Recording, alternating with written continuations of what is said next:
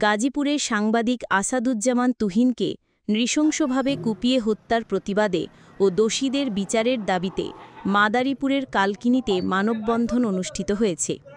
শনিবার সকালে কালকিনি সৈয়দ আবুল হোসেন বিশ্ববিদ্যালয় কলেজের সামনে এই মানববন্ধন অনুষ্ঠিত হয়। এতে কালকিনি ও ডাসার উপজেলায় কর্মরত গণমাধ্যম কর্মীরা অংশ নেন।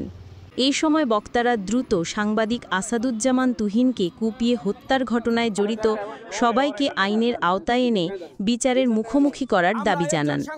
মানববন্ধনে উপস্থিত ছিলেন কালকিনি উপজেলার যুগান্তরের প্রতিনিধি HM মিলন, জনকণ্ঠের সাংবাদিক জাফরুল হাসান, ২১ টিভির সাংবাদিক রকিবুজ্জামান, আনন্দ টিভির প্রতিনিধি মোমো হারুন, মাই টিভির প্রতিনিধি জিয়াউদ্দিন লিয়াকত, স্বদেশ প্রতিদিন পত্রিকার প্রতিনিধি শাহাদাত ওয়াসিম, চ্যানেল এস-এর প্রতিনিধি আতিকুর রহমান আজাদ, বিজয় টিভির প্রতিনিধি সৈয়দ মারুফ, এশিয়ান টিভির প্রতিনিধি শাহজালাল সর্দার সহ কালকিনি ও ডাসার উপজেলার বিভিন্ন মিডিয়ার সংবাদকর্মীরা।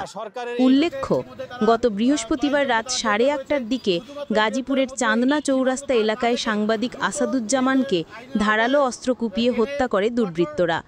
ইতিমধ্যে গাজীপুর মহানগর গোয়েন্দা পুলিশ, র্যাব ও পিবিআই আলাদাভাবে অভিযান চালিয়ে এখন পর্যন্ত 7 জনকে গ্রেফতার করেছে।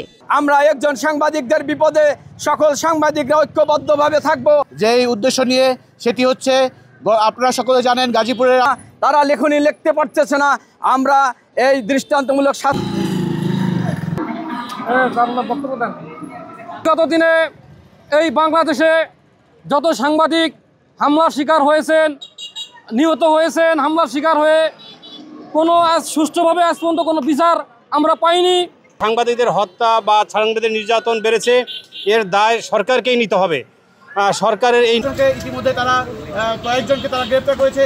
শুধুমাত্র এই গ্রেপ্তারের মধ্যেই সীমাবদ্ধ না থেকে দ্রুত এদের আইনের আওতায় এনে কঠোর শাস্তি নিশ্চিত করা হোক, সেটাই আমাদের দাবি। কারণ আমরা চাই না আর কোনো সাংবাদিক এভাবে নির্যাতিত হোক।